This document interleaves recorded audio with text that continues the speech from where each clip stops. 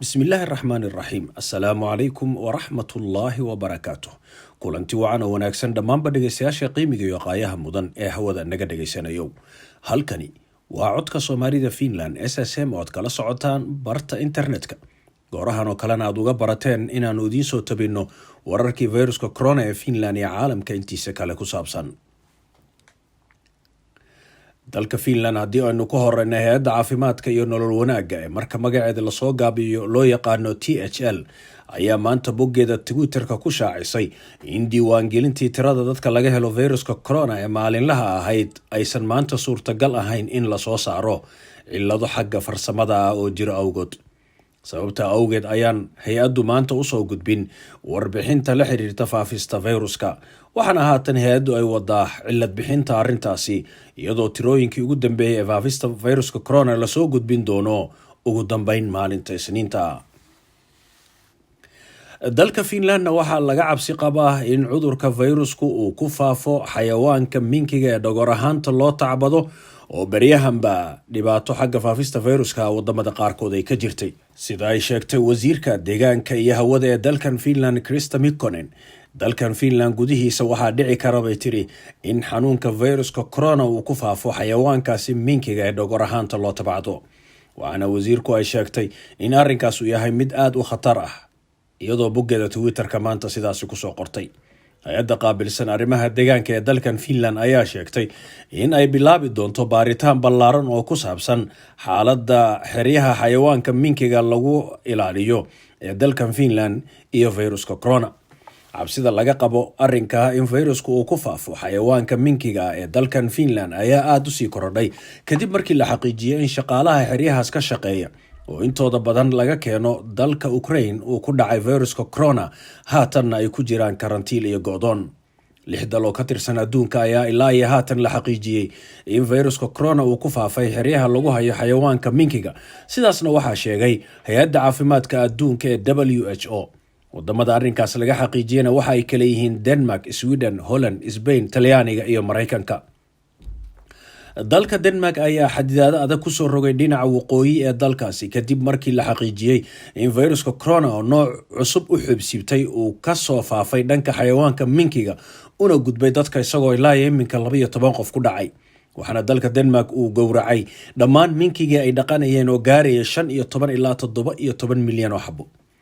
dalka Ingiriiska ayaa maanta soo saaray isna go'aan lagu joojinayo in dadka ajaanibta ee ka imanaya dalka Denmark aanay soo gali karin dalka Ingiriiska hase yeeshee go'aankaasi waxaa laga soo reebay dadka haysta dhalashada Ingiriiska ama u dhashay ee musaafiriinta ah iyo kuwa iyagu ku nool Denmark oo dalka soo gali kara laakiin waxa ay gali doonaan markay soo galaan kadib karantiin 2 toddobaad ah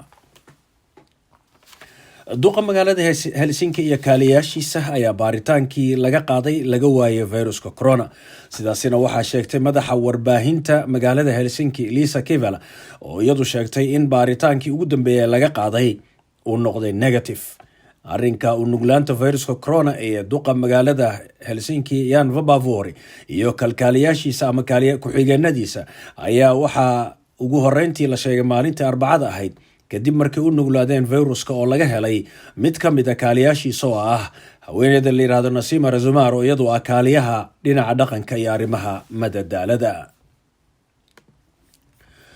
duqa magaalada Espoo Jukka Mäkelä ayaa la hadlay dadweynaha reer Espoo isagoo u soo jeediyay arrin ku saabsan viruska corona iyo khatarta haatan ka soo foole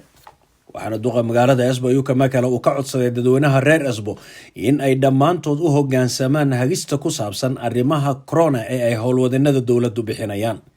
duqa magaalada waxa uu sheegay in cudurka virusku si fudud uu ku faafayo sidaa awgeedna ay muhiim tahay buu yidhi in qofku uu si aad isaga ilaaliyo waana in qof walba oo naga mid ah uu ka taxadaro caafimaadkiisa kan ehelkiisa iyo kan dadka kale oo dhan ayuu yidhi Jukka Mäkelä duqa magaalada Espoo waxaa maalmihii uu sheegay in maalmihii ugu dambeeyay tirada cusub ee viruska ee laga helayo magaalada Espoo uu u dhaxeeyay 20 ilaa 45 qof oo maalin walba ah soo ifbaxa viruskuna uu degmada aad u sii kacay toddobaadyadii la soo dhaafay si kastaba dabagalka iyo raadraaca ku saabsan faafista viruska ee degmada Espoo ayaa si wanaagsan ay hawsheedu u socotaa xaaladda isbitaaladuna waa mid wanaagsan ayuu yiri duqa magaalada yuka makala waxa uu sheegay in degmadu ay diyaarisay adeegyo badan oo looga hortegayo fayruska corona, waxaana degmada Esbo ay xoojisay buu yiri qaabkii warbixinta lagu gaarsiin lahaa dadweynaha luqadaha kala duwan ku hadla ee reer Esbo, iyadoo loo marayo gaarsiinta warbixinahaasi macadyada iyo dariiqyada kale ee adeegyada kala duwan ee lagu gaarsiin karo warbixinaha. tilmaan bixinaha ugu muhiimsan ee kasoo baxa dhanka howlwadeennada dowladda waxaa lagu soo daabacaa sidoo kale bogga magaalada Esbo ee loogu talagalay arrimaha viruska corona oo ah esbo.v/coronavirus, iyo sidoo kale wargeyska maalinlaha ah ee kasoo baxa degmada ee Lansivolo la yiraahdo. waxaa sidoo kale howlwadeennada degmada Esbo dhammaantoodba ay fariimaha ku saabsan ka hortagga viruska corona ugu kala diraan dhammaanba ururada bulshada iyo kuwa diimaha ay ka diiwaan gashan degmada Esbo dhinaca internetka ama emailka. duqa magaalada Esbo yuka makala waxa uu dadweynaha reer Esbo kula dardaarmay in ay joojiyaan xafladaha bilahan loo qabto ee ku tacalluqa dhinaca diinta, khaasatan diintooda kiristaanka, iyo dhammaan wixii xaflado kale ah sida aroosyada, isagoo ku booriyey in halkii isu imaatinka loo bedelo dhanka internetka oo qaab virtual ah laga dhigo sanadkan xafladaha. waxaana uu yiri duqa magaalada Esbo iska daaya isu imaatinka kooxda ah, waayo sababaha ugu badan ee fayrusku aadka ugu faafay waa xafladaha sida aroosyada, kulamada saaxiibada iyo joogitaanka xarumaha dukaamada dhexdooda iyo moolalka waaweyn. magaalada caasimadda iyo hareeraheeda dadka ku nool ayaa waxa dhowaan loo soo jeediyay in aanay ku kulmi karin koox ahaan wax ka badan 20 qof,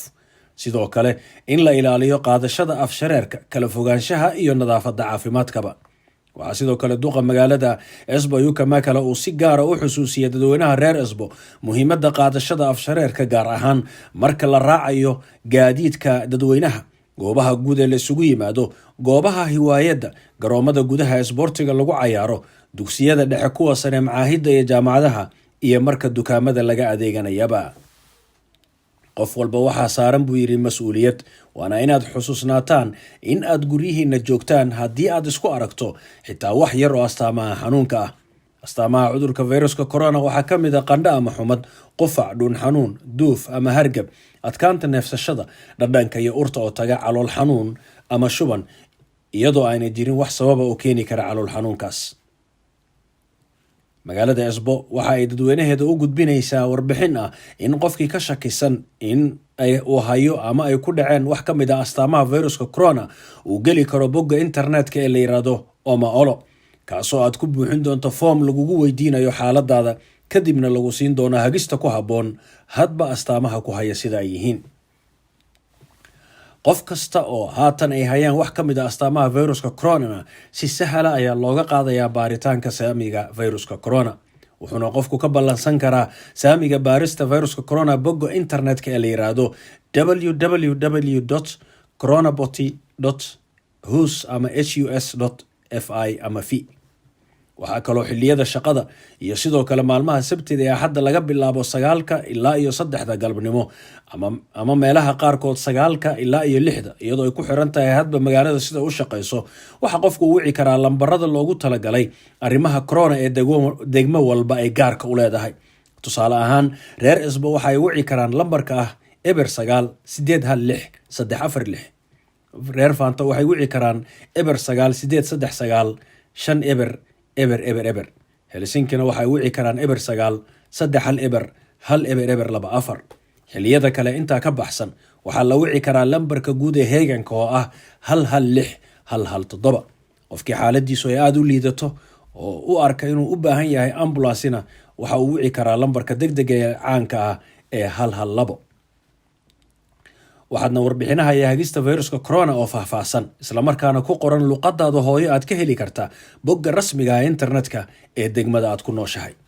marka aad baarista viruska u socoto, dhagayste, waa in aad qaadataa gaarigaaga kuu gaarka ah ama baaskiilkaaga, ama aad u lugaysaa haddii goobta laga qaadayo viruska ay ku dhowdahay. marka aad baxayso, xiro afshareerka, dadkana ka fogow oo ha u dhowaan. haddii xaaladaadu ay aad u liidato oo aadan bixi karin, tusaale ahaan inaad si aad u qufacayso oo kale,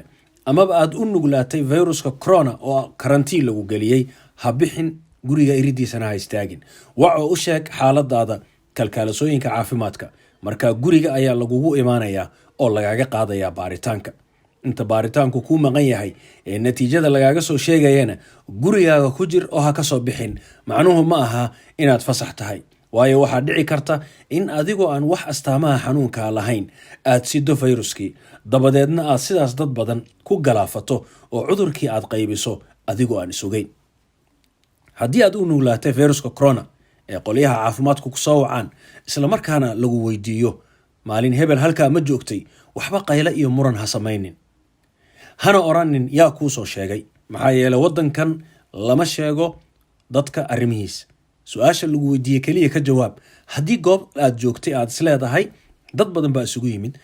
waan jooga si tartiiba ku dheh. cidna kuma xirayso, cidna maxkamad kuma saarayso, cidna lagu sheegi maayo. keliya waxaa laga wada shaqaynayaa sidii loo ilaalin lahaa xanuunku inuusan dadka oo dhan ku faafin. dhegayso su-aasha ay kalkaalisada caafimaadku weydiinayso, uga jawaab, wixii lagu yidhaahdana samee. dad baa dartaa u shaqaynaya 24 saac oo intaa wax wacaya, intaana shaqo ku jira liajli in adiga caafimaadkaaga lagu dadaalo, dadka kalena cudurkuusan ku faafin. sidaa darteed wada shaqayn guud la samee. intaa kadib waxaan u gudbaynaa wararkii caalamka. dalka Faransiiska haddaan ku horeyno, 24 saac ee lasoo dhaafay 6,486 qof ayaa laga helay fayruska corona, taasoo ah tiradii ugu badnayd ama rikoorkii ugu badnaa tan iyo intii cudurka safmarkaa uu ka bilowday Faransiiska. tirada guud waxay haatan maraysaa 1.7 milyan. dhimashadana 24 saac ee lasoo dhaafay keliya waxaa ku dhintay Faransiiska 828 qof, iyadoo tirada guud ee dhimashadana ay marayso 39. dalka Mareykanka oo xaalado siyaasadeed oo kacsan iyo midda coronaba ay ka jireen, inkastoo haatan wararkii ugu dambeeyay ee soo baxay ay tilmaamayaan in madaxweynihii hore ee xilkiisu dhammaaday Donald Trump afka ciidda loo daray, isla markaana ninkii xisbiga dimuqraadiga Joe Biden uu ku guuleystay xukunka, ayaa waxaa soo baxay maalmahanba warar sheegaya in aqalka cad ee Mareykanka ee Trump iyo kooxdiisu cudurka fayruska uu si aad ugu sii faafayay. waxaana markii ugu dambeysay la sheegay in madaxa xafiiska madaxweynihii hore Donald Trump, Mark Meadows, iyo xubno kale oo aqalka cad ka tirsan laga helay fayruska corona. wargeyska la yiraahdo New York Times ayaa waxa uu sheegay in qof magaciisa aan la sheegin uu u waramay wargeyska, isla markaana uu arrinka u xaqiijiyay. weliba waxaa la sheegay in laga codsaday shaqaalaha in ay qariyaan arrinkaasi oo aanay wargeysyada u sheegin. maanta kaliya waxaa sida jaamacadda Johns Hopkins ay sheegtay dalkaasi Mareykanka 24 saac ee lasoo dhaafay laga diiwaan geliyay 127,000 oo qof oo hor leh oo laga helay fayruska corona. waa maalintii saddexaad oo fayruska corona dadka laga helay 120,000 ay kor u dhaaftay. dhimashada 24 saac ee lasoo dhaafay ayaa waxa ay maraysaa 1,149. maalintii shalay ahayd waxaa laga helay fayruska corona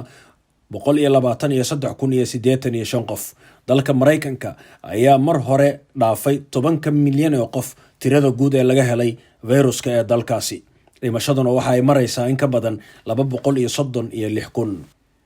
dalka Australia, wasaaradda arrimaha gudaha ee dalkaasi ayaa sheegtay in 24 saac ee lasoo dhaafay laga helay fayruska corona 8,241 qof. dhimashadu waxay ahayd 37, taasoo tirada guud ee dhimashada ka dhigaysa 1,377. dalka Jarmalkana 24 saac ee lasoo dhaafay waxaa laga helay 23,400. sidaana waxaa sheegay macadka Robert Koch ee arrimaha qaabilsan, waana rikoor cusub iyadoo tiradii shalay laga helay intaasi ay ka badan tahay. dhimashada guud ee dalkaasi Jarmalka ayaa maraysa 11,200. dalka Polandna tiro aad u badan ayaa laga helay fayruska corona, iyadoo xaaladda daryeelka caafimaadka dalkaasina lagu tilmaamay inay tahay mid haatan aad u cakiran. 24 saac ee lasoo dhaafay ayaa waxaa fayruska laga helay dalkaasi Poland 27,875 qof. waxaana haatan tirada dadka laga helay fayruska corona ee Poland ay kor u dhaaftay 500,000. sida ay sheegtay wakaaladda wararka ee Reuters, xaaladda daryeelka caafimaadka ee dalkaasi ayaa gashay heer khatara, waxaana ku yar haatan qalabka caafimaadka. sariiraha isbitaalada Poland oo gaaraya 31,000 ayaa in ka badan 20,200 oo sariir ah mar hore la isticmaalay. qalabka neefsashada dadka ka caawiya ee dalkaasi Poland oo isku darkiisa 2,375 ayaa mar hore la isticmaalay in ka badan 1,813. dalka Iran oo xaaladiisu baryahan bay aad u liidatay ayaa waxay iyagu haatan galeen mawjadii saddexaad ee cudurka safmarka ee viruska corona, taasoo weliba si xawlila ku socota. maanta oo keliya waxaa la sheegay in tirada laga helay viruska corona ee dalkaasi ay ahayd 9,450 qof. 6 maalmood ee ugu dambeysay ayaa dalkaasi Iran maalin walba waxaa viruska laga helayay in ka badan 8,000 oo qof. wasaaradda caafimaadka ee dalkaasi Iran ayaa sheegtay in tirada guud ee dadka laga helay viruska corona haatan ay tahay 670,000 oo qof, iyadoo in ka badan 38,000 ay dhinteen.